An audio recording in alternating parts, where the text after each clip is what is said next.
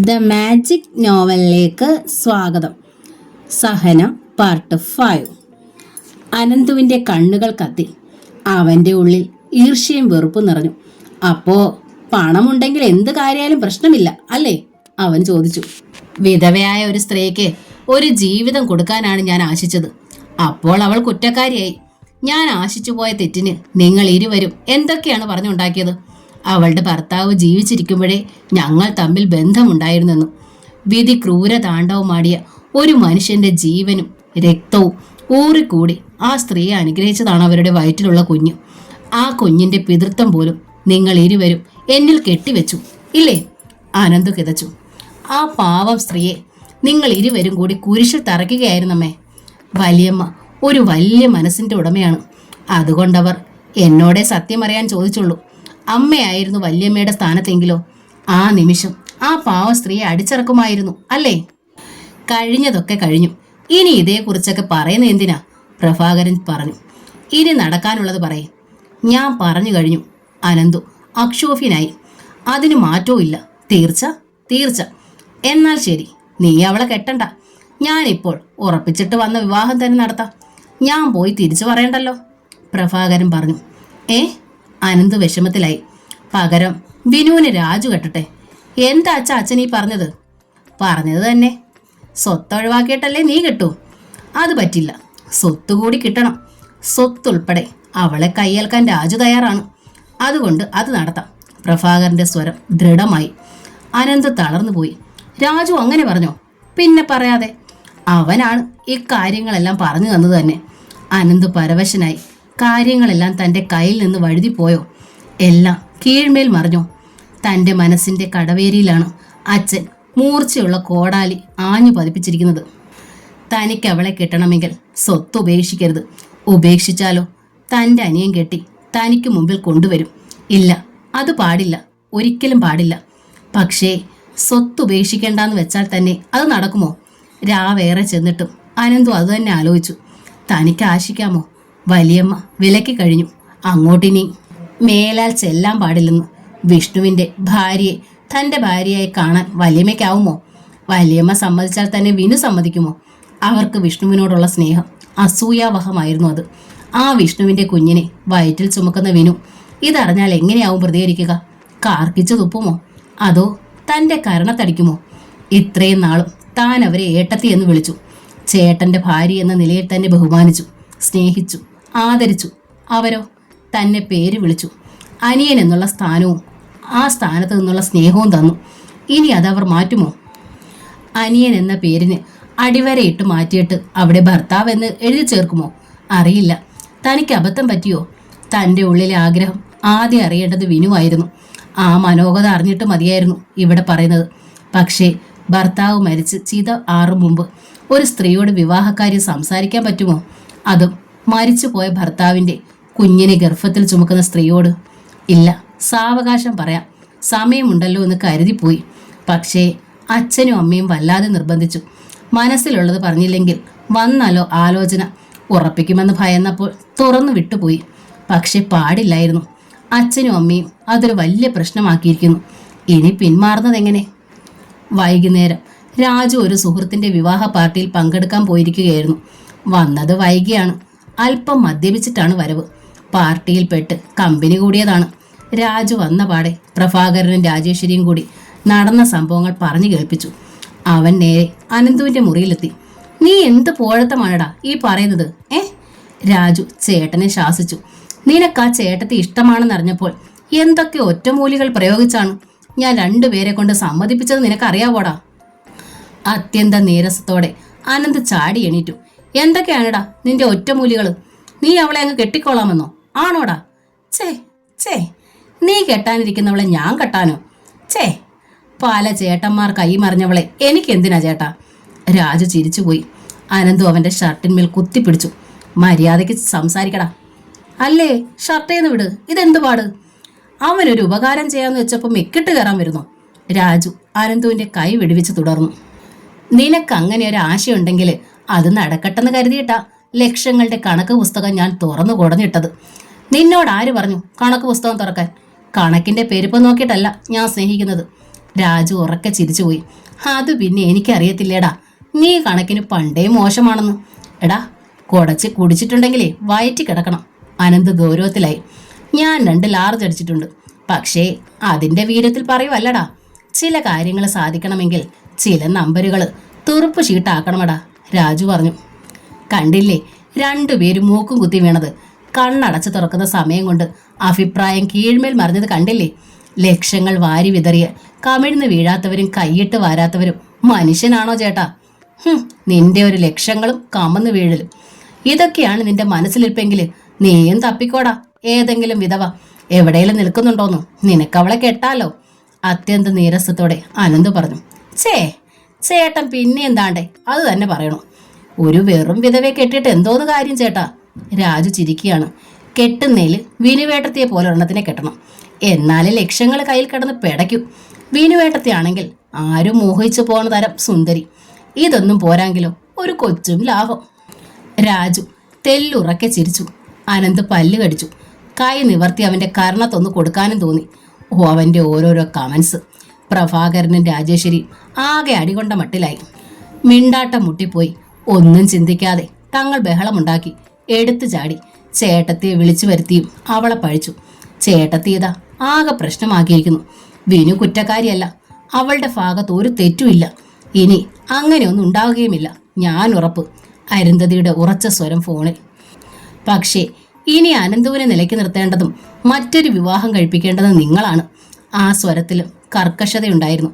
ഇനി എങ്ങനെ ചേട്ടത്തിയുടെ മുഖത്ത് നോക്കി തിരിച്ചു പറയും? അങ്ങനെ പറഞ്ഞാൽ ഇനി ചേട്ടത്തി അത് അംഗീകരിക്കുമോ? ചേട്ടത്തി അറിയാതെ വിനുവിനോട് ഇനിയൊന്ന് സംസാരിക്കാൻ കൂടി കഴിയുമെന്ന് തോന്നുന്നില്ല. എന്നും ശാന്തിയും കൊട്ടാരപ്പറമ്പും ഒന്നായിരുന്നു. 2 ആണെന്ന് ഒരിക്കലും തോന്നിയിട്ടില്ല. പക്ഷേ ഇപ്പോൾ 2 ആയോ? പ്രഭാകരൻ സംശയിച്ചു പോയി. അത് പാടില്ല. അനന്തു എതിർത്താലും ശരി, എങ്ങനെ ഈ വിവാഹം നടത്തണം. പ്രഭാകരൻ ഒരു പെട്ടി ഓട്ടോറിക്ഷ പിടിച്ചുകൊണ്ട് വന്നു. അത് നിറയെ തേങ്ങ പെറുക്കിയിട്ടു. പെട്ടി ഓട്ടോയിൽ തന്നെ കയറി ശാന്തിയിലെത്തി. തേങ്ങയെല്ലാം പെറുക്കി ശാന്തിയിലെ സ്റ്റോർ മുറിയിലിട്ടു.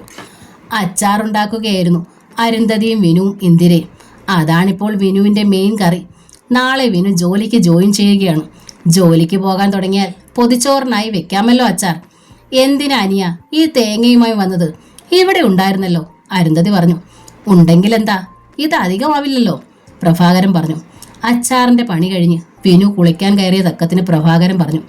ഞാൻ ചേട്ടത്തിയോടൊരു കാര്യം പറയാൻ കൂടി വന്നതാണ്. ഇരുവരും ഹാളിലിരിക്കുകയാണ്. എന്താ പ്രഭാകര? അരുന്ധതി ചോദിച്ചു. കാര്യങ്ങൾ വിചാരിച്ചെടുത്ത് നിൽക്കുമെന്ന് തോന്നുന്നില്ല ചേട്ടത്തി. ലക്ഷ്യം ദൂരെയാണെങ്കിലും പ്രഭാകരൻ അത് സമർത്ഥമായി മറിച്ചു.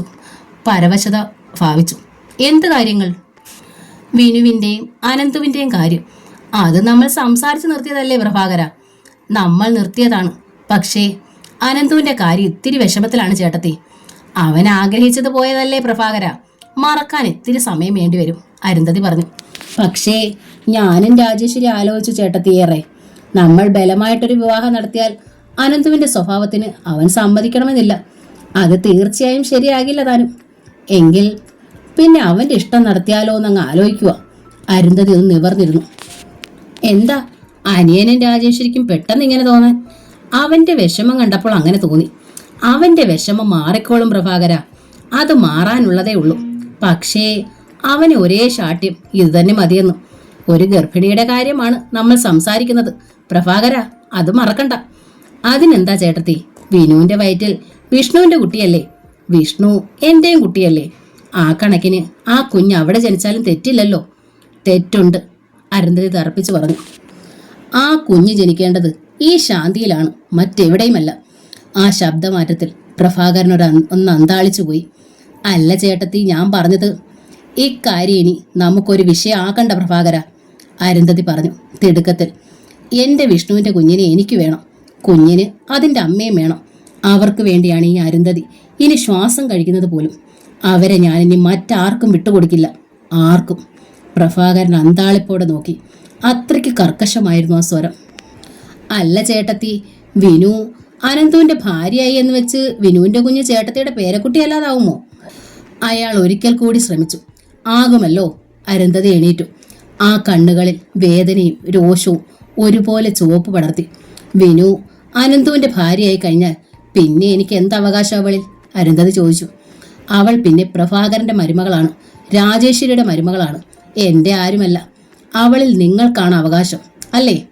ഇവിടെ ജനിച്ചാലേ അതെൻ്റെ മാത്രം പേരക്കുട്ടിയാകൂ. ചേട്ടത്തി ഇങ്ങനെ കടന്നു ചിന്തിച്ചാലോ? കടന്നു ചിന്തിച്ചതല്ല പ്രഭാകര, സത്യം അതാണ്, അരുന്ധതി തുടർന്നു. അനന്തുവിന്റെ ഭാര്യയായി വിനു കൊട്ടാരപ്പറമ്പിലെത്തിയാൽ വിനു പ്രസവിക്കുന്നത് കൊട്ടാരപ്പറമ്പിലായിരിക്കും, ആ കുഞ്ഞ് വളരുന്നതും കൊട്ടാരപ്പറമ്പിലായിരിക്കും. അതിൻ്റെ അച്ഛൻ അനന്തവും മുത്തശ്ശൻ പ്രഭാകരനുമായിരിക്കും, മുത്തശ്ശി രാജേശ്വരി. ഞാനാവില്ല. ആ സ്ഥിതിക്ക് എൻ്റെ പേരക്കുട്ടിയെ കാണണമെങ്കിൽ സമയം നോക്കി ഞാൻ അവിടെ വരണം, വേണ്ടേ?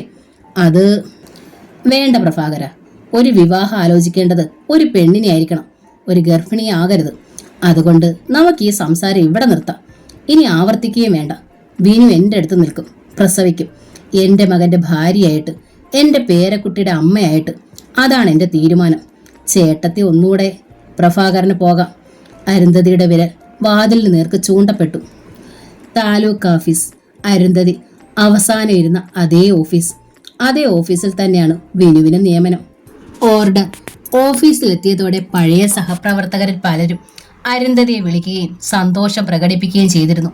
അരുന്ധതിക്ക് ആ കാര്യത്തിൽ സന്തോഷവും ആശ്വാസവും ഉണ്ടായിരുന്നു. നല്ലവരായ ഒരു കൂട്ടം സഹപ്രവർത്തകരുടെ ഇടയിലേക്കാണല്ലോ വിനു ചെല്ലുക.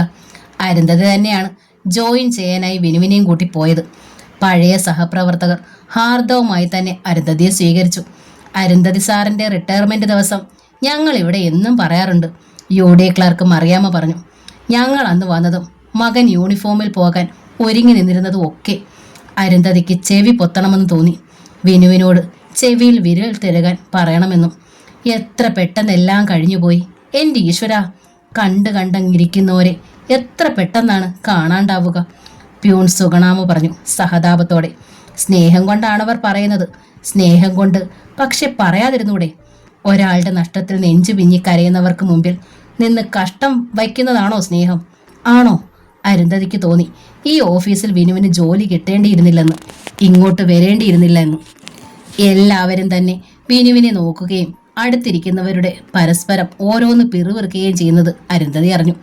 അവർ വിനുവിനെയും കൊണ്ട് വേഗം തന്നെ തഹസിൽദാരുടെ റൂമിലേക്ക് ചെന്നു. ഒരുപാട് ഫയൽ കൂമ്പാരങ്ങൾക്ക് നടുവിൽ ഒരു മധ്യവയസ്കൻ, ശാന്തമായ സ്വഭാവം, ഐശ്വര്യമുള്ള മുഖം. അതാണ് തഹസിൽദാർ ഐസക്കോര. അരുന്ധതി ഇരിക്കൂ. പുഞ്ചിരിയോടെ അദ്ദേഹം സ്വാഗതം ചെയ്തു. ഇതാണ് കുട്ടി അല്ലേ? വിനുവിനെ ആകെയൊന്ന് നോക്കി ഐസക് സാർ. അവളുടെ വയറിന് സാരിക്കും പുറമെയുള്ള തെല്ല് തടുപ്പിലേക്ക് ഐസക് സാറിൻ്റെ കണ്ണൊന്ന് പാളുന്നതും ആ മുഖത്ത് സഹതാപം ഇരട്ടിക്കുന്നത് കണ്ടപ്പോൾ അരുന്ധതി കൂടുതൽ അസ്വസ്ഥയായി. വിനു ഇരിക്കു കുട്ടി, ഐസക് സാർ വിനുവിനോട് പറഞ്ഞു. ഇരുവരും ഇരുന്നു. ഐസക് സാർ ഓർഡർ വാങ്ങി നോക്കി. എല്ലാ അരുന്ധതിക്ക് അറിയാലോ, പറഞ്ഞു കൊടുത്തിട്ടുണ്ടാവും, അതുകൊണ്ടിനി ഞാനൊന്നും പുതുതായി പറയേണ്ടതില്ലല്ലോ, ഐസക് സാർ പറഞ്ഞു. വിനു ഒരു ജോയിനിങ് റിപ്പോർട്ട് എഴുതിക്കോളൂ, ഇന്നത്തെ ഡേറ്റ് വെച്ചു. വിനു അരുന്ധതിയെ നോക്കി. അരുന്ധതി പറഞ്ഞു കൊടുത്തു. വിനു എഴുതി. ആ ജോയിനിങ് റിപ്പോർട്ടിൽ ഇനിഷ്യൽ ചെയ്തുകൊണ്ട് ഐസക് സാർ പറഞ്ഞു, വിനു ഇപ്പോൾ ഒരു സർക്കാർ ഉദ്യോഗസ്ഥയായിരിക്കുന്നു. വിനു വിളറിയും വിഷമിച്ചുമാണ് ഇരിക്കുന്നത്. കണ്ണുകൾ നിറഞ്ഞും മനസ്സ് കലങ്ങിയുമാണവൾ ഇറങ്ങിയത് തന്നെ. വിഷ്ണു അകലെയായിരുന്നപ്പോൾ ആഗ്രഹിച്ചു ഒരു ജോലി കിട്ടിയെങ്കിലെന്ന്, ഏകാന്തതയും ബോറടിയും മാറ്റാൻ വേണ്ടി. അങ്ങനെയാണ് ടെസ്റ്റ് എഴുതിയത്. ഇപ്പോഴിതാ ജോലി കിട്ടി. വിഷ്ണു ഇപ്പോഴും അകലെ തന്നെ, എന്നേക്കുമായിട്ട്. പകരം താൻ സർക്കാർ ഉദ്യോഗസ്ഥയായിരിക്കുന്നു. എന്തിനു വേണ്ടി? ആർക്കു വേണ്ടി? കഷ്ടം. അരുന്ധതി സാറിൻ്റെ വിധി കഷ്ടം തന്നെ, സർവേയർ രഘുനാഥനാണ് പറഞ്ഞത്. എന്നും സങ്കടപ്പെടാനായിട്ടൊരു ജന്മം. ആ പെൺകുട്ടി പാവം, വിവാഹം ചെയ്തതാണെന്ന് പോലും ആരും പറയില്ല. ആ മുഖത്ത് നോക്കി ആര് പറയും വിധവയാണെന്ന്? ക്ലർക്ക് മേനോൻ അത്യന്ത സഹതാപത്തോടെ പറഞ്ഞു. ഒന്നും പോരാഞ്ഞിട്ടൊരു പ്രഗ്നൻസിയും കൂടെ. മേനോൻ സാറിനല്ലെങ്കിലും വിധവകളോടൊരു പ്രത്യേക സ്നേഹമാണ്. സുഗുണാമ്മ പിറുപിറുപ്പോടെ അമർത്തി ചിരിച്ചു. സ്നേഹം മാത്രമല്ല, സഹതാപവും ഉണ്ട്. വേണ്ടി വന്നാൽ വേണ്ടത്ര സഹകരണം ഉണ്ടാകും. മറിയാമ്മയും അമർത്തി ചിരിച്ചു. തൽക്കാലത്തെ പ്രഗ്നൻസിയാണ് പുള്ളിക്കിപ്പോൾ ഒരു വിഷയമായി തോന്നുന്നത്. തഹസിൽദാറിൻ്റെ റൂമിൽ നിന്ന് അരുന്ധതിയും വിനുവും ഇറങ്ങി വന്നതോടെ സംഭാഷണം നിലച്ചു. എല്ലാവരുടെ അടുത്തും അരുന്ധതി വിനുവിനെ കൊണ്ടുപോയി ഓരോരുത്തരെയായി പരിചയപ്പെടുത്തി. എൻ്റെ കുട്ടിക്ക് എല്ലാം ഒന്ന് പറഞ്ഞു കൊടുക്കണം. എല്ലാവരുടെയും സ്നേഹവും സഹകരണവും എനിക്ക് തന്നിരുന്നത് പോലെ തന്നെ എൻ്റെ കുട്ടിക്കും കൊടുക്കണം, അരുന്ധതി പറഞ്ഞു. എന്തിനാ സാറേ പ്രത്യേകിച്ചൊരു പറച്ചിൽ? ഞങ്ങൾ നോക്കിക്കോളാം. വിനുവിനൂടെ ഒരു ബുദ്ധിമുട്ടും ഉണ്ടാവില്ലെന്ന്. അതുപോലെ ഓരോരുത്തരും പറഞ്ഞു. എനിക്കറിയാം, എന്നാലും ഞാൻ പറഞ്ഞെന്നേ ഉള്ളൂ, അരുന്ധതി പറഞ്ഞു. പോകാൻ ഇറങ്ങുമ്പോൾ സത്യമായും അരുന്ധതി വിങ്ങി പൊട്ടിപ്പോയി. ഞാൻ പോവുക മോളെ, വൈകുന്നേരം മോള് തനിയെ വരുമല്ലോ, അതോ ഓട്ടോറിക്ഷ വിടണോ? കരയുകയായിരുന്നു വിനു. ഞാൻ വന്നേക്കാം അമ്മേ, ഓട്ടോറിക്ഷ വിടണ്ട, അവൾ പറഞ്ഞു.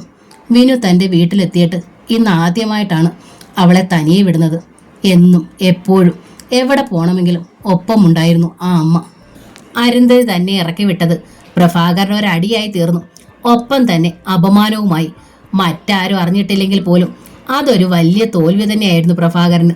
വിനുവിൻ്റെ പേരിലുള്ള ലക്ഷ്യങ്ങൾ നഷ്ടപ്പെടുമല്ലോ എന്ന ആദ്യം കൂടി ആയപ്പോൾ പ്രഭാകരൻ അന്ധനാവുകയായിരുന്നു. ഒരു ചേട്ടത്തി എന്ന നിലയിൽ ഞാൻ ഇന്നോളം അവരെ ബഹുമാനിച്ചിട്ടേ ഉള്ളൂ, പ്രഭാകരൻ പറഞ്ഞു. എന്നും സഹായത്തിനുണ്ടായിരുന്നു ഞാൻ.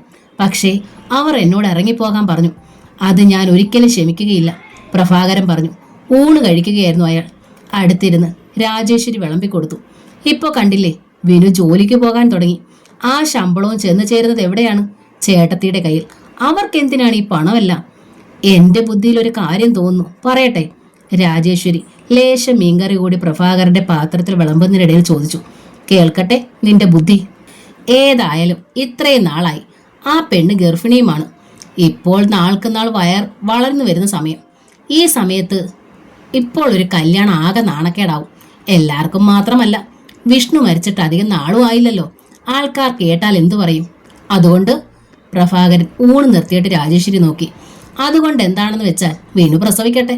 കുറച്ചു നാൾ കഴിയുമ്പോൾ രാജു പറയുന്നത് പോലെ അവൾക്ക് തന്നെ തോന്നും ഒരു വിവാഹം വേണമെന്ന്. അപ്പോൾ തടസ്സമൊന്നുമില്ലല്ലോ, അപ്പോഴങ്ങ് നടത്താം. ബുദ്ധൂസ്, അവൾ ഉപദേശിച്ചൊരു ബുദ്ധി, പ്രഭാകരൻ കലി കൊണ്ടു. എടി, അവളെ കെട്ടുകയാണെങ്കിൽ അത് ഇപ്പോൾ വേണം, അവളുടെ വയർ വീർത്തിരിക്കുമ്പോൾ തന്നെ. എന്നിട്ടെന്തിനാ എന്നെ കൊണ്ട് പേരെടുപ്പിക്കാനോ? രാജേശ്വരി ചോദിച്ചു. കല്യാണം ആലോചിച്ചതേ ഉള്ളൂ, അതിനു മുമ്പ് നീ പോര് തുടങ്ങിക്കഴിഞ്ഞു. പോര് പറഞ്ഞൊന്നുമല്ല എടി, ആ പെണ്ണിന്റെ ഭർത്താവ് മരിച്ചു. എന്നിട്ട് അവൾ സ്വന്തം വീട്ടിൽ പോലും പോയി നിന്നൊരു അന്തി ഉറങ്ങാൻ മടി കാണിക്കുന്നത് എന്തുകൊണ്ടാ? ജോലി കിട്ടിയിട്ടും ശമ്പളം ചേട്ടത്തിയുടെ കയ്യിൽ കൊടുക്കാൻ തീരുമാനിച്ചത് എന്താ?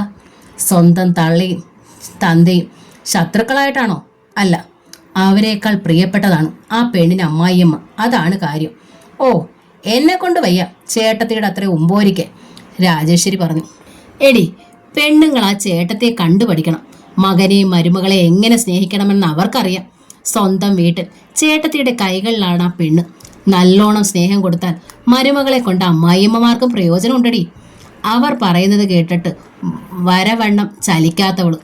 അതുകൊണ്ട് തന്നെ അവൾക്ക് കിട്ടിയതും ഇനി കിട്ടാനിരിക്കുന്നതുമായ എല്ലാ പണവും ആ ചേട്ടത്തിയുടെ കൈക്കുള്ളിൽ തന്നെ ആയിരിക്കും. അത് ശരിയാണ്, രാജേശ്വരി സമ്മതിച്ചു. വിനു പ്രസവിക്കുന്ന കുഞ്ഞിനായിരിക്കും സ്വാഭാവികമായും സ്വത്തുക്കൾക്ക് അവകാശം, അല്ലെന്നുണ്ടോ? അതെ, സ്വത്തുക്കൾക്കൊരവകാശിയായിട്ടാണ് അതിൻ്റെ ജനനം തന്നെ, രാജേശ്വരി പറഞ്ഞു. അതാണ് ഞാൻ പറഞ്ഞത്, ആ കുഞ്ഞ് ശാന്തിയിൽ ജനിക്കാൻ പാടില്ലെന്ന്. നമ്മുടെ ഈ വീട്ടിൽ ജനിക്കണം. ഈ വീട്ടിൽ ആ കുഞ്ഞ് ജനിച്ചാലേ കുഞ്ഞിന് അവകാശപ്പെട്ട സ്വത്ത് നമുക്ക് ലഭിക്കും. കുഞ്ഞിവിടെ ജനിക്കണമെങ്കിലോ അത് വയറ്റിൽ കിടക്കുമ്പോൾ തന്നെ അവൾ ഇവിടെ വരണം, വേണ്ടേ? വേണം. അപ്പോൾ ഈ കല്യാണം അവളുടെ പ്രസവം കഴിഞ്ഞ് പിന്നെ അവൾക്ക് തോന്നുമ്പോൾ നടത്തിയാൽ മതി. നീ പറഞ്ഞത് ബുദ്ധിയാണോടി? അല്ല, പൊട്ടത്തരം തന്നെ, രാജേശ്വരി സമ്മതിച്ചു. അവൾ പ്രസവിച്ച് കുഞ്ഞിനെ ചേട്ടത്തെ എടുത്തു കഴിഞ്ഞാൽ പിന്നെ അവളെ മാത്രമായിട്ട് ഇവിടെ എന്തിനാ? പ്രസവിക്കാത്ത, കല്യാണം പോലും കഴിക്കാത്ത 100 പെണ്ണുങ്ങൾ ചോദിക്കുന്ന സ്ത്രീധനവുമായി നിൽക്കുമ്പോൾ എന്തിനാടി നമ്മുടെ മകന് പെറ്റൊഴിഞ്ഞൊരു തൊണ്ട്? രാജേശ്വരിക്ക് എല്ലാം മനസ്സിലായി. ശരിയാണ്, വിനുവിന് അവകാശപ്പെട്ട സ്വത്തുകൾ കൂടി കിട്ടണമെങ്കിൽ വിനു പ്രസവിക്കുന്നതിന് മുമ്പ് തന്നെ അനന്തു അവളെ കെട്ടണം. പക്ഷേ നിറവയറുമായി നിൽക്കുന്ന ഒരു പെണ്ണിന്റെ തകഴത്തിൽ താലി ചാർത്തുന്നത് അപഹാസ്യം തന്നെയെന്ന് രാജേശ്വരിക്ക് തോന്നി. അത് വേണോ? ഒന്നുകിൽ സ്വത്ത് ആശിച്ചു തന്നെയാണ് അനന്തു അവളെയും അന്യന്റെ കുഞ്ഞിനെയും കയ്യേറ്റതെന്ന് പഴുദോഷം ഉണ്ടാവും. അതല്ലെങ്കിൽ കുഞ്ഞ് അനന്തുവിൻ്റെതായിരിക്കും, അതുകൊണ്ടാണ് കയ്യേറ്റതെന്ന് അവർ സ്ഥാപിക്കും. അതും അപഹാസ്യം തന്നെ. അങ്ങനെ തന്നെ പറഞ്ഞോട്ടെടി ആളുകള്, കുഞ്ഞ് നമ്മുടെ ചെക്കൻ്റെ തന്നെയാണെന്ന് പ്രഭാകരൻ സമ്മതിച്ചു. അങ്ങനെ പറയുന്നത് തന്നെയാ നമുക്ക് നല്ലത്. പക്ഷേ അപ്പോൾ വിനു പിഴച്ചവളാണെന്ന് വരില്ലേ? അത് മോശമല്ലേ? നമ്മുടെ മകന്റെ പേരും ചീത്തയാവില്ലേ? ഉത്തരത്തിലിരിക്കുന്നത് എടുക്കുകയും വേണം, കക്ഷത്തിലിരിക്കുന്നത് പോകുകയും ചെയ്യരുത്, അല്ലേ? പ്രഭാകരൻ തുടർന്നു. എൻ്റെ പദ്ധതി പ്രകാരം കാര്യങ്ങൾ നടക്കണം. ഞാൻ അതിനുള്ള വഴി കണ്ടിട്ടുണ്ട്. എന്ത് വഴി? അതൊക്കെ പറയാം. പ്രഭാകരന്റെ കണ്ണുകളിൽ ദൃഢനിശ്ചയം സ്ഫുരിച്ചു. എങ്ങനെയും എനിക്ക് ഇക്കാര്യത്തിൽ ജയിക്കണം. സ്വത്ത് കിട്ടിയാൽ മാത്രം പോരാ ഇപ്പോഴെനിക്ക്. ഇറങ്ങിപ്പോകാൻ എന്നോട് പറഞ്ഞ ആ ചേട്ടത്തിയെ എനിക്ക് തറ പറ്റിക്കണം. ഇതിന്റെ വാശിയാണ്.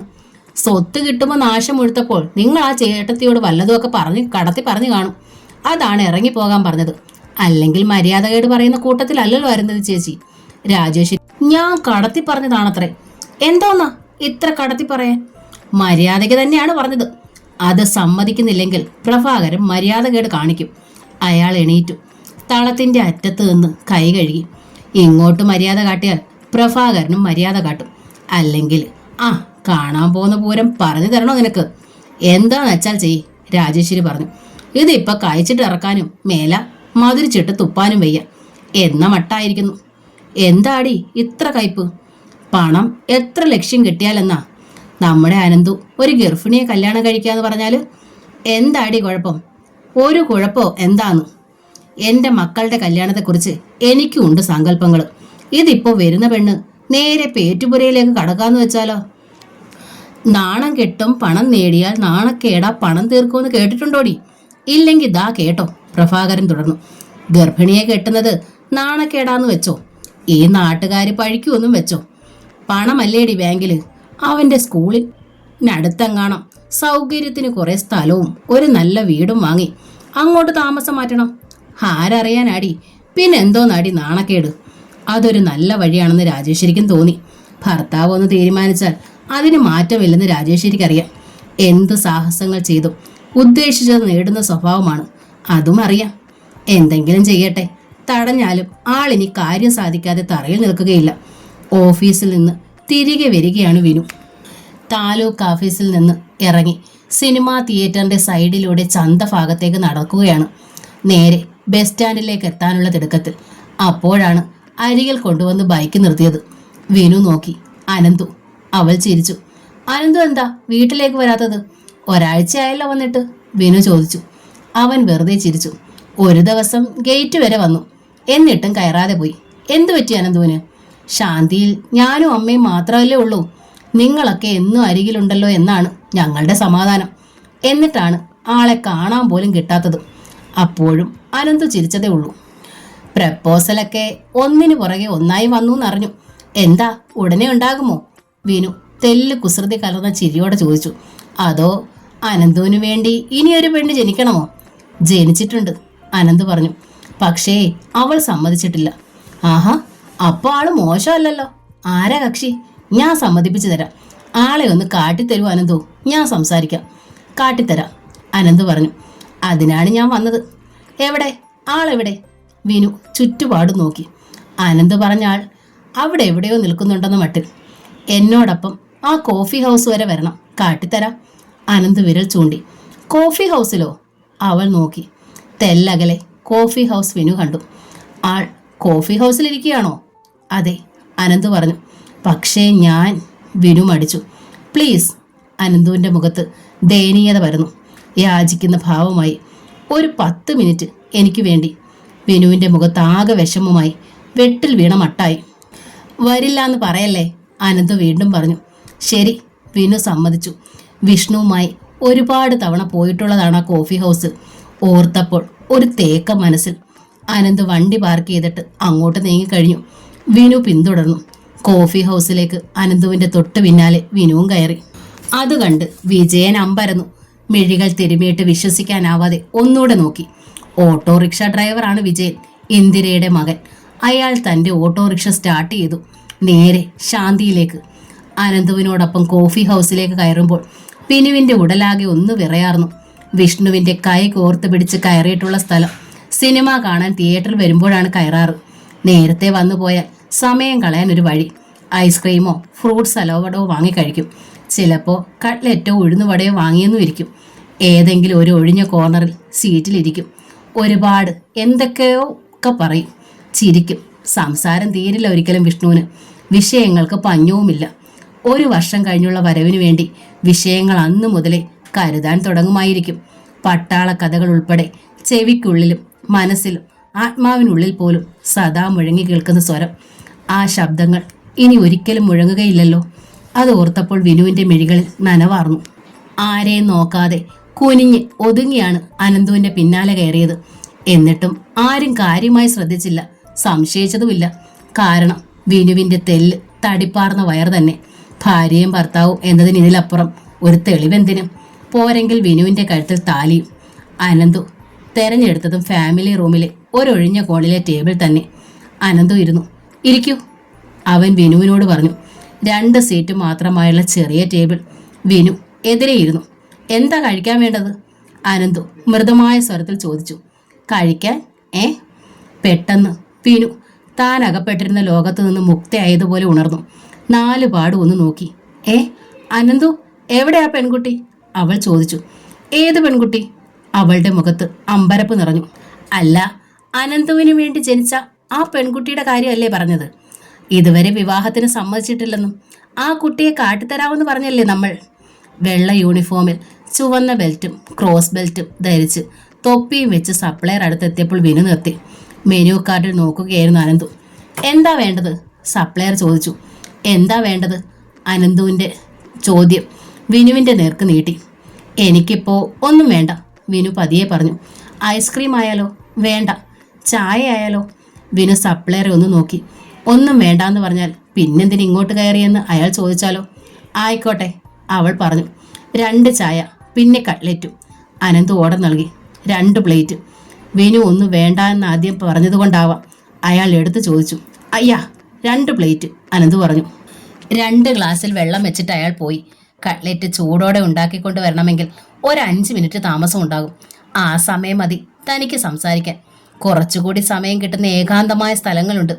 അങ്ങോട്ട് വിളിച്ചാൽ വിനു വന്നില്ലെങ്കിലോ? സംശയിച്ചെങ്കിലോ? അതാണ് അനന്ത് ഇങ്ങോട്ട് വിളിച്ചത്. ഭാഗ്യം. സംശയിക്കാതെ വരാൻ അവൾ തന്നെ സംസാരത്തിന്റെ ഗതി ഒഴുക്കി തന്നു. അതും ഭാഗ്യം. അനന്തു, പറയൂ, പെൺകുട്ടി എവിടെ? ഇത്രയ്ക്ക് ധൃതിയായോ? അനന്ത് ചോദിച്ചു. കാട്ടിത്തരാൻ ഞാൻ. ധൃതിയായോ എന്ന് ചോദിച്ചാൽ വൈകുന്നു. അമ്മ വിഷമിക്കും ചെല്ലാൻ താമസിച്ചാൽ, അവൾ പറഞ്ഞു ശബ്ദം താഴ്ത്തി. അമ്മയോടൊപ്പേ ഞാൻ എവിടെയും പോയിട്ടുള്ളൂ. ഇതിപ്പോൾ ഒറ്റയ്ക്ക് ആദ്യമായിട്ടാ. എന്തേ, വിഷമമായോ ഒറ്റയ്ക്ക് പോകുന്നതിൽ? അനന്തു അവളുടെ വിഷാദമാർന്ന മുഖത്തേക്ക് നോക്കി. വിഷമം ഇല്ലാതെ വരുമോ അനന്തു? പക്ഷേ വിഷമിച്ചിട്ടെന്താ കാര്യം? കാര്യങ്ങളെ നേരിടാതെയും മനസ്സിലാക്കാതെയും വയ്യല്ലോ. ഇനി എന്നും ഞാൻ ഒറ്റയ്ക്കാണെന്ന് എനിക്ക് നന്നായിട്ടറിയാം. വിഷമിച്ചിട്ട് കാര്യമില്ലെന്നും അറിയാം. അവൾ പതിയെ തുടർന്നു. ഇന്നു മുതൽ ഞാൻ അതിനായി ശ്രമിക്കുകയാണ്. ഒറ്റയ്ക്ക് കഴിയാനുള്ള പരിശീലനം. അതിൻ്റെ തുടക്കമാണിന്ന്. ഒറ്റയ്ക്ക് കഴിയണമെന്ന് നിർബന്ധമുണ്ടോ? ആനന്ദ് ചോദിച്ചു. വിനു മുഖമുയർത്തി അവൻ്റെ മുഖത്തേക്ക് നോട്ടം ഉതിർത്തു. അങ്ങനെ ഒരു നിർബന്ധം ആർക്കേലും ഉണ്ടാവൂ ആനന്ദോ? എനിക്കൊട്ടുമില്ല. എപ്പോഴും ശബ്ദമുഖരിതവും സന്തോഷപ്രദവുമായ അന്തരീക്ഷം. ചുറ്റും പൊട്ടിച്ചിരികളും തമാശകളും. വിനു തുടർന്നു. എന്നും അതൊക്കെ ഞാൻ ഇഷ്ടപ്പെട്ടിരുന്നുള്ളൂ. അവളുടെ മിഴികൾ മെല്ലെ നിറഞ്ഞു വരുന്നത് ആനന്ദ് ശ്രദ്ധിച്ചു. ഞാനും വിഷ്ണുവും കണ്ണീർ കഥകളേക്കാൾ എന്നും ഇഷ്ടപ്പെട്ടിരുന്നത് കോമഡി കഥകളാണ്. ഒരു സിനിമ കാണുമ്പോഴും ഞങ്ങൾ സെലക്ട് ചെയ്യുക പൊട്ടിച്ചിരിക്കാൻ കൊള്ളാവുന്ന പടങ്ങളായിരുന്നു. അമിതമായി ചിരിക്കാനും സന്തോഷിക്കാനും കൊതിച്ചതുകൊണ്ടാവാം വിധി ഇങ്ങനെയൊക്കെ ആക്കിയത്, അവൾ പറഞ്ഞു. വിധിയെ വെല്ലുവിളിച്ച് തോൽപ്പിക്കുന്നതിലും ഇല്ലേ ഒരു സുഖം? അനന്ത് ചോദിച്ചു. വിനുവിൻ്റെ മുഖത്തെ വിഷാദം ഇരട്ടിച്ചു. വിധിയെ വെല്ലുവിളിക്കാനെന്തോ തോൽപ്പിക്കാനും മനസ്സാണ് വിഷ്ണു പുനർജീവിക്കുമെങ്കിൽ. പക്ഷേ അതുണ്ടാവില്ലല്ലോ ഇനി ഒരിക്കലും. ഉവ്വോ, പിന്നെ എന്തിനൊരു പാഴ്ശ്രമം? അനന്ത് വിളറി. താൻ പറയാൻ വന്നത് പറയാമോ? ഇപ്പോഴും ഈ സ്ത്രീയുടെ മനസ്സിൽ വിഷ്ണു ജീവനോടെ പൂർണ്ണമായി നിൽക്കുന്നു. ഇവളുടെ ഉള്ളിൽ വിഷ്ണുവിന് മരണമില്ലെങ്കിൽ പിന്നെ തനിക്ക് എങ്ങനെ സ്ഥാനം ലഭിക്കും? പക്ഷേ പറയാതിരുന്നാൽ, മറ്റാരെങ്കിലും പറഞ്ഞ് താൻ തെറ്റിദ്ധരിക്കപ്പെട്ടാൽ? അച്ഛൻ്റെ ലക്ഷ്യമല്ല തൻ്റെ ലക്ഷ്യമെന്ന് വിനു അറിയണം. ആരൊക്കെ തെറ്റായി ധരിച്ചാലും വിനു തെറ്റായി ധരിക്കുന്നത് തനിക്ക് സഹിക്കാനാവില്ല. ഇവരുടെ മനസ്സിൽ താൻ ഇല്ലെങ്കിൽ വേണ്ട, ഇവർ തന്നെ സ്വീകരിച്ചില്ലെങ്കിലും സാരമില്ല, സഹിക്കാം. പക്ഷേ തൻ്റെ മനസ്സറിയണം, തൻ്റെ സ്നേഹം അറിയണം, തൻ്റെ നാവിൽ നിന്ന് തന്നെ. ഞാൻ പറഞ്ഞത് അങ്ങനെയല്ല. എത്ര വെല്ലുവിളിച്ചാലും എന്തൊക്കെ ചെയ്താലും വിഷ്ണു ഇനി തിരിച്ചു വരില്ലെന്ന് നമുക്കറിയാം, അനന്ത് മെല്ലെ പറഞ്ഞു. പിന്നെ വിനു നോക്കി അനന്തുവിൻ്റെ മുഖത്തേക്ക്. അനന്തുവിൻ്റെ മുഖത്ത് നേരിയ ചുവപ്പ് പടർന്നു. മിഴികളിലെ നോട്ടത്തിൻ്റെ അർത്ഥം മാറുന്നു. വിനു ഒന്ന് പരിങ്ങി ചുറ്റും നോക്കി. ആ റൂമിൽ തന്നെ മറ്റു 3 കോർണറിലും ഉണ്ട് ടേബിളും കസേരകളും. എല്ലാറ്റിലും ആളുകളും ഉണ്ട്. ഫാമിലി തന്നെ. എല്ലാവരും അവരവരുടെ ലോകത്ത്. ആരും തങ്ങളെ ശ്രദ്ധിക്കുന്നതേയില്ല. ഭാഗ്യം. അനന്തു, വിനു വിളിച്ചു. അനന്ത് ഞെട്ടി ഉണർന്നു. എവിടെ പെൺകുട്ടി? എനിക്ക് പോകണം, സമയം പോണു. അവൾ തിടുക്കപ്പെട്ടു. പെൺകുട്ടി അനന്ത് പറഞ്ഞു തുടങ്ങുമ്പോൾ സപ്ലയർ കട്ട്ലറ്റും ചായയുമായി വന്നു. കഴിക്കൂ. അനന്ത് ചായ വിനുവിൻ്റെ മുൻപിലേക്ക് നീക്കി വെച്ചു. അവൾ കപ്പിന്മേൽ തിരിപ്പിടിച്ചുകൊണ്ട് വീണ്ടും ചോദിച്ചു, പെൺകുട്ടി വന്നില്ലേ? എന്താ അനന്തു ഇത്? എന്നെ വെറുതെ. അവൾ പരിഭവം പറഞ്ഞു. പെൺകുട്ടി ഇവിടെയുണ്ട്. അനന്തു തനിക്കുള്ള ചായക്കപ്പിന്മേൽ പിടിച്ചു. ആ വിരലുകൾ വിറയാർന്നിരുന്നു, മനസ്സിൻ്റെ പ്രതിഫലനം പോലെ. എവിടെയോ? എവിടെ? വിനു തെല്ലുത്സാഹത്തോടെ ആകാംക്ഷയോടെ മറ്റു 3 ടേബിളുകളിലേക്ക് നോക്കി. അതൊക്കെ ഫാമിലികളാണ്. പുറത്തെ റൂമിലേക്കൊന്ന് എത്തി നോക്കി. വാതിലിനപ്പുറത്തെ ടേബിൾ കാണാം 3 സുന്ദരികൾ, ചുരിദാറുകാരികൾ. ഒരു ടേബിളിൽ അവർക്ക് മുൻപിൽ ഐസ്ക്രീം, ബ്രെഡ്, ബട്ടർ. അനന്തുവിനെ ശ്രദ്ധിക്കുന്നുണ്ടവർ. അവരിൽ ആരാ അനന്തു? ആ റോയൽ ബ്ലൂ ധരിച്ച ആ നന്നേ വെളുത്ത കുട്ടിയോ? വിനു ചോദിച്ചു. ആ കുട്ടി ഇങ്ങോട്ട് നോക്കുന്നുണ്ടല്ലോ, അതാണല്ലേ? അല്ല, അനന്ത് പറഞ്ഞു. പിന്നെ ഇടതുവശത്തിരിക്കുന്ന? അല്ല. പിന്നെ വലതുവശത്തിരിക്കുന്നതോ? അവിടെയല്ല ഇരിക്കുന്നത്. പിന്നെ ഇവിടെ, അനന്ത് പറഞ്ഞു. ഇവിടെ? വിനുവിന് മനസ്സിലായില്ല. ഇവിടെ, ഈ ടേബിളിൽ എനിക്ക് മുൻപിലിരിക്കുന്ന ആളാണ് എൻ്റെ മനസ്സിലെ പെണ്ണ്. അനന്തു ഒറ്റ വീർപ്പിന് പറഞ്ഞു നിർത്തി. അനന്തു! വിനുവിൻ്റെ ശബ്ദം തെല്ലമർന്നു. എന്താ എന്താ പറഞ്ഞത്?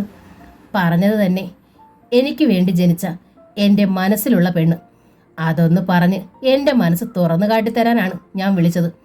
രക്തം ഉറഞ്ഞ് കട്ടിയായി പോയ നിമിഷം മുഖത്തെ രക്തമയം പോലും വറ്റി. വിനു തരിച്ചിരുന്നു. ഉള്ളിൻ്റെ ഉള്ളിൽ രക്തത്തിൽ ഒരിളം ചൂട്, ഗർഭപാത്രത്തിൽ ജീവന്റെ തുടിപ്പ്, ഒരിളക്കം. ഗർഭപാത്രത്തിനുള്ളിൽ വിഷ്ണുവിൻ്റെ ജീവൻ കിടന്ന് പിടയ്ക്കുകയാണോ? കൈയും കാലും കുടഞ്ഞ് കുതിക്കുകയാണോ? മുൻപിലിരിക്കുന്നവൻ്റെ കർണത്തടിക്കാൻ മാംസഭിത്തികളിൽ കാലുകൾ ഊന്നി കുതിച്ചുയരുവാനാണോ പുറത്തേക്ക് ചാടാൻ? വിനു വലത് കാരം കൊണ്ട് അടിവയറിന്മേൽ പൊത്തിപ്പിടിച്ചു. വിഷ്ണു, വിഷ്ണു! ഉറക്കെ വിളിക്കാനാഞ്ഞു. കഴിഞ്ഞില്ല. അവൾ ആകെ വീർത്തു. വല്ലാത്തൊരു കിതപ്പോടെ അവൾ എണീറ്റു. വാനിറ്റി ബാഗ് തോളിലിട്ട് നടന്നു പുറത്തേക്ക്. വിനു! അടക്കിയ സ്വരം അനന്തുവിൻ്റെ തൊണ്ടയിൽ കുരുങ്ങി. അതുകൊണ്ട് അവൾ അത് കേട്ടില്ല, നിന്നതുമില്ല. അനന്തു ആകെ വിഷമത്തിലായി. ചായ വാങ്ങിയതും കട്ട്ലറ്റും അതേപടി ഇരിക്കുന്നു. തൊട്ടു നോക്കിയിട്ട് പോലുമില്ല. മനസ്സിൽ ഉദ്ദേശിച്ചതൊന്നും പറഞ്ഞിട്ടുമില്ല. ആരംഭിച്ചതേ ഉള്ളൂ. അതിനു മുമ്പ് അതാ പോയി കഴിഞ്ഞു. അടുത്തെത്തിയ സപ്ലയർ അമ്പരം അനന്തുവിനെ നോക്കി. ഇനി എന്തെങ്കിലും വേണോ എന്ന് ചോദിക്കാൻ എത്തിയതാണ് അയാൾ. മേശമേൽ താൻ കൊണ്ടുവച്ചതൊക്കെ അതേപടി ഇരിക്കുന്നു. എന്താണ് സാർ, വൈഫ് കഴിക്കാതെ പോയത്? കട്ട്ലറ്റിന് എന്തെങ്കിലും കുഴപ്പമുണ്ടോ? അയാൾ ചോദിച്ചു. Bill please. അനന്തു അയാളുടെ ചോദ്യം കേട്ടതായി നടിക്കാതെ പറഞ്ഞു. പോക്കറ്റിൽ കൈയിട്ട് പണം എടുത്തുകൊണ്ട് കൗണ്ടറിലേക്ക് നീങ്ങുകയും ചെയ്തു. കൗണ്ടറിൽ നിൽക്കെ അയാൾ കണ്ടു ഗേറ്റ് കടന്ന് വഴിയിലേക്ക് ഇറങ്ങുന്ന വിനു. ബില്ല് കൊടുത്ത് ബാലൻസ് പോലും വാങ്ങാൻ നിൽക്കാതെ ഓടിയിറങ്ങി വഴിയിലെത്തി അനന്തു നിന്നുപോയി. തെല്ലകലെ ഒരു ഓട്ടോറിക്ഷയിലേക്ക് കയറുന്നു വിനു. അത് നീങ്ങിക്കഴിഞ്ഞു. അനന്തു കൈത്തലം കൊണ്ട് നെറ്റിമേലൊന്ന് ഇടിച്ചുപോയി. ഒന്നും പറയാൻ കഴിഞ്ഞില്ല. ഒന്നും. തൻ്റെ തുടക്കം ശരിയായില്ലെന്നുണ്ടോ?